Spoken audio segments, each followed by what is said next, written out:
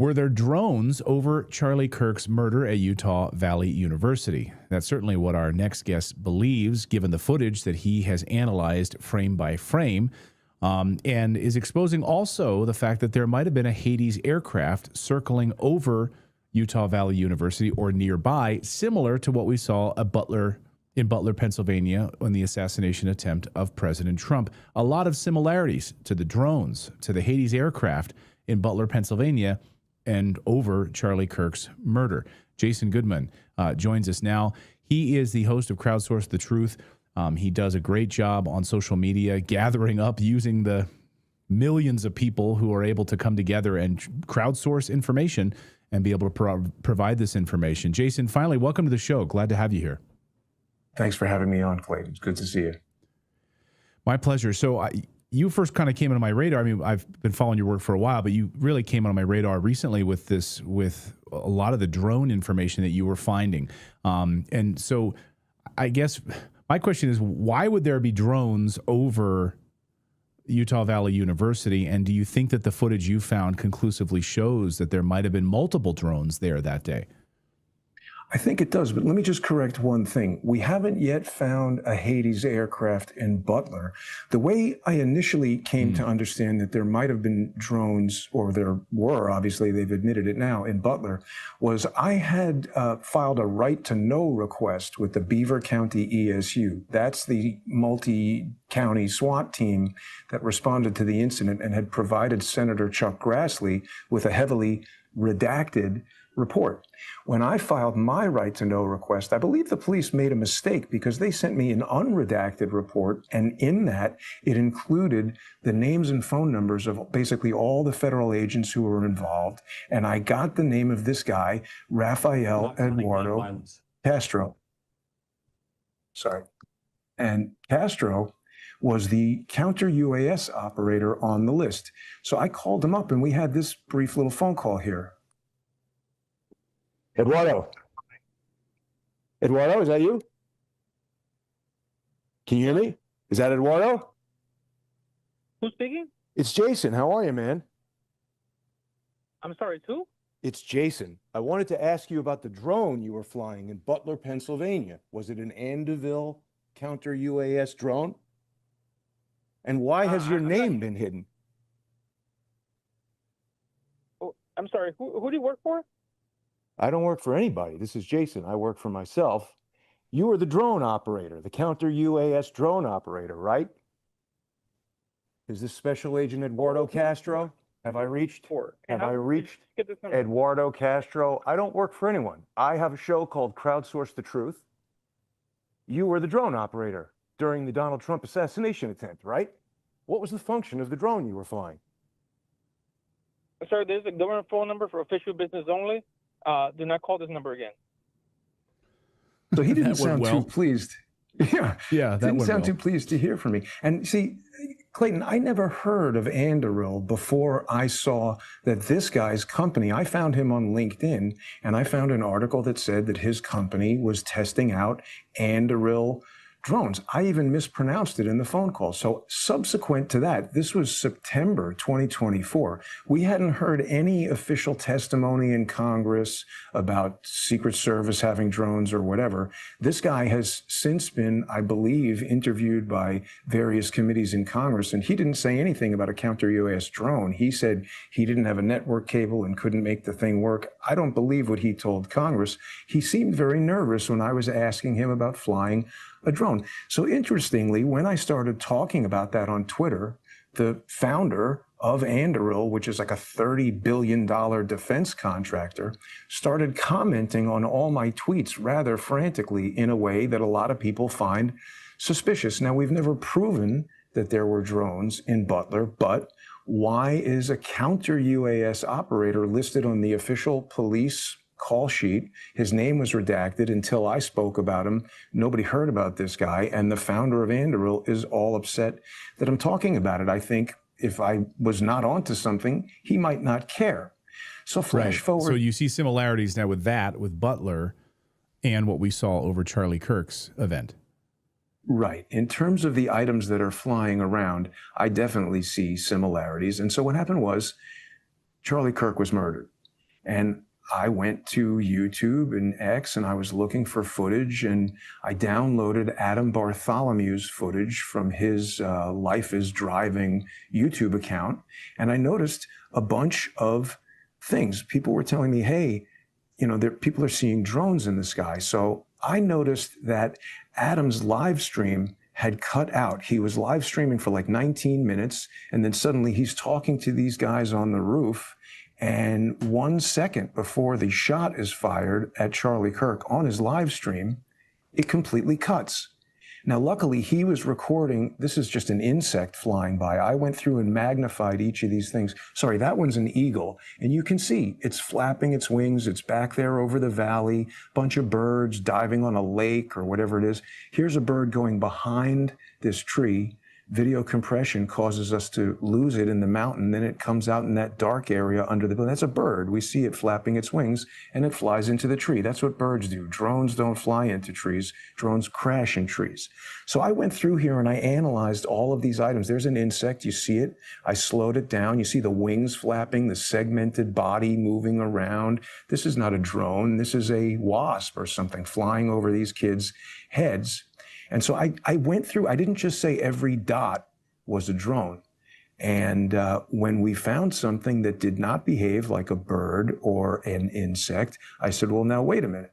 The gunfire has just happened. I think birds generally fly away from gunfire and chaotic human activity. But yet, right after that shot, we have this thing show up, which flies into the frame any second here. And remember, that jet is doing ISR. That's intelligence, surveillance, and reconnaissance. So maybe it's gathering intelligence about the site. Now they've done something, and this thing comes and does an orbital over the crowd. I don't see any flapping. I see a little bit of image compression around the sides of it, but it does this really smooth orbital right over the crowd. Why would a bird be interested in this chaotic human activity? That's a reconnaissance drone, I think. And then it flies away. And then we have this thing. Sorry, this is just the same thing, slow motion, so people can evaluate it. But we get a few things flying here. The next thing that shows up is another object that's kind of far away, so it's hard to tell exactly what it is, but as it gets closer to us, you can see it's emitting smoke. Look at that smoke trail, Clayton. That's not a bird, and that's not compression artifacts.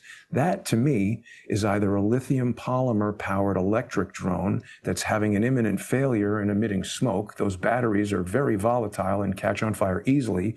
Or it's a gasoline electric hybrid drone and it's burning gas. Then we have this fast moving thing.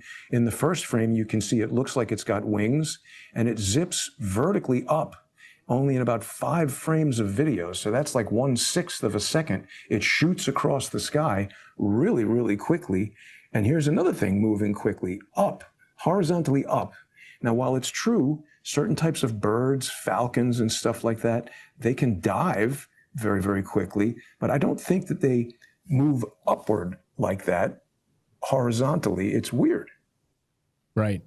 No, so I have a lot of questions about these images. I mean, certainly you can clearly see the birds in the early images. You can then to me looks like drones. In the other images, I've examined a lot of drone footage over the year, and maybe you can explain to our audience, like, you're not just some guy off the street. Like, this has been your career. You've worked on major motion pictures in Hollywood and visual effects, so you understand artifacting and all of that. Can you just briefly tell our audience so they have a little background? Yeah, I've been in digital imaging for the past 43 years, 40 years, since I was a kid. First version of Photoshop I ever used was 1.07. And my career, before I became a journalist and started Crowdsource the Truth, I was a visual effects cinematographer specialized in stereoscopic 3D. So I've invented camera systems and optical systems that became industry standards. I've worked on The Amazing Spider-Man, I've worked on X-Men, all kinds of major Hollywood feature films and visual effects shots. And people could see I tracked all of these items, magnified them. That was all done in complicated software. I didn't change anything about the images. I didn't use AI. I didn't use any kind of optical flow to slow them down. Anytime I slowed it down, I was just reproducing the exact original frames. And also, when people who watch Crowdsource the Truth were telling me, hey, viewers are finding drones in the footage, I contacted Adam Bartholomew. the guy who created the Life is Driving YouTube channel and shot that footage. And I spoke to him on the phone. I asked him what happened with your live stream, how it cut out and everything. And this is an interesting part, Clayton, because this really supports what I'm saying. There are some people who see drones and they say, oh, drones, Israel must have done it, right? Charlie Kirk got shot by a drone. I don't have any evidence about whether either of those things did or didn't happen. Both are possible. Right now, my evidence just shows the drones. What we know is drones are involved in ISR, intelligence, surveillance, reconnaissance. Everybody knows drones fly around with cameras, radio transmitters, radio receivers. They do that all the time for many, many years. So do you believe that there's footage somewhere, like these ISR drones, there's probably footage that we don't know about that they were recording? I think they were doing electronic warfare, because I haven't seen any drones that can reliably shoot a gun. But when Adam Bartholomew's live stream cut out, I believe he was subject to a Bluetooth low energy exploit. There is an IT security company called Oligo, which not long ago published this report about a known zero-day exploit in Apple's Bluetooth stack. They've called it airborne. It's a wormable zero-click remote code execution exploit that, now there's been an update since this. There was an update to iOS a few days after September 10th, but this exploit was still possible to execute against an iOS device on September 10th. And what this means is if you have Bluetooth on your iPhone or your iPad or any iOS device, which Adam Bartholomew was using an iPad and he was using iOS devices to record all of this, a Bluetooth low energy attack can overwhelm the device with Bluetooth requests and cause it to crash or do all kinds of unexpected things. So this is called an airborne attack. And ironically, I believe that type of Bluetooth exploit was launched from one of these drone aircraft to stop anyone from live streaming or recording the event. But Adam Bartholomew outsmarted them because he had his remote cameras, which were connected through Wi-Fi and Bluetooth. He also had them connected by a USB wire. He had a whole network set up in his backpack. He had triple redundancy on these cameras, and he recorded it to his iPad. That's the file that I got from him. And that file is something like 8 times the data rate of what was uploaded to YouTube. That's what allowed me to go in there and really magnify the files. Now, here's one more important thing, Clay, because I know that you and Natalie and the crew at Redacted, you guys cover all kinds of stories that the mainstream media wants to suppress and ignore and try to muddy the waters and confuse people. And I don't want to disparage anyone, but I do need to point out that there are some people who have made the claim, in fact, directly to you, that they used artificial intelligence to identify drones. And I say there is no way at all that that was done. ChatGPT cannot take in 1 gigabyte video files. It cannot take in YouTube links, and it can only analyze 10 individual files at a time. So for someone to analyze that entire 1 hour and 7-minute video, they would first have to convert it into 124,000 individual video frames, analyze them 10 at a time, create some sort of program that could aggregate the ChatGPT analysis. And I'm not saying that can't be done, but it's not something that an individual could do in a weekend. You'd need Python scripts and custom code and a real lot of file management capability. So maybe Palmer Luckey has the ability to do that. Somebody like Elon Musk could probably do that, but I don't believe that an individual insurance salesman sitting in an office with a few computers could put that together. It's also important to note that I am the person who initially contacted Adam Bartholomew and identified that he had this larger, higher data rate file that allowed me to blow up all those things and differentiate between which dot is an eagle, which dot is a wasp, and which dot is likely neither of those two and behaves like a man-made object like a drone. So the message is, I believe drones were there conducting electronic warfare against opponents, anyone who might record a version of the event that was not under the control of whoever did this, stop Adam Bartholomew from recording it. And when Adam Bartholomew thwarted that and his video got out, they became very agitated and launched a disinformation campaign to confuse your viewers, to disparage me, to disparage my work, and to create this sensation that there's 25 drones out there. And then later they would come along and say, oh, they're not drones, they're insects and birds. None of these things are drones. It's very important that people understand that there are 3 or 4 drones, and everything else I see is an insect or a bird. No, thank you for saying that. And that's why I wanted to hear your side of this story. And with your work, that's why I invited you on the show. Absolutely. So 3 to 4, maybe 3 to 4 drones possibly in the footage, and I've gone through the footage as well, and that's what it appears to me. But I'm nowhere near your level of expertise with visual effects. So that's the Charlie Kirk assassination. Jason, I'll get you out of here on this because we are running out of time. As it relates to Butler, where do we stand with any information regarding drones over Butler and the assassination attempt on President Trump? So I'm not going to say that I've exhausted all avenues, but I have spent a lot of time doing legal work, and I still have an open lawsuit against the Allegheny County Medical Examiner's Office. The judge has not issued the final decision in that. And it's important that your viewers know that I'm not a lawyer and I've never been to law school. I'm just doing these things pro se. But we might learn some more on that. The police have really stymied my legal efforts and haven't told us anything. But I mean, there might be drones there. I haven't seen the Hades aircraft, but people are investigating that now, going back and looking for the tail numbers and the radar information. Was that type of aircraft anywhere near here? I think the best evidence that we were lied to in Butler, PA, is this manipulation of the photographic evidence on the roof that tells me that Thomas Crooks was never on that roof. It was Maxwell Urick, and the body's been burned up. We're never going to see that guy again. We just don't know.